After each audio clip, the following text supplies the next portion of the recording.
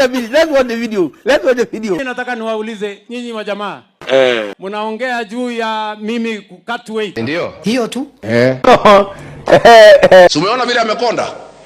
Mpaka masikio inafanya nini? Nyinyi mumekula mpaka tumbo karibu inapasuka.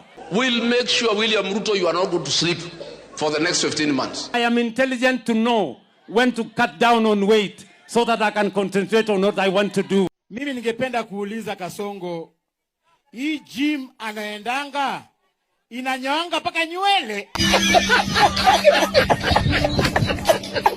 Nikataa kuachana na hiyo tabia ya matusi. Wewe tutakuaibisha bwana. Wewe nani wewe?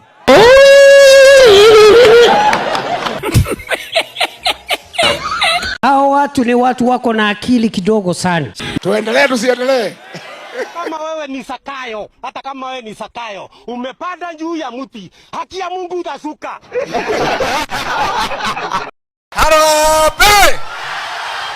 Munasema ni one time. Wewe my friend, wewe ulifutwa kazi kwa kuiba relief food. Woi. Mene tekeri. Ukiambiwa utaule kwa Kiingereza ni kusema one time.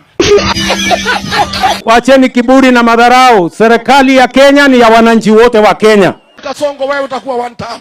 Hii one time, Kasongo hii na hii sijui mnasema must go. Hii haiwezi kuwapatia nafasi ya kwenda mbele. It does not matter kwa sababu wewe unaenda nyumbani.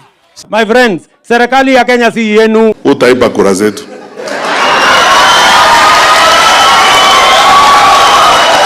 Anakasirika tukisema must go.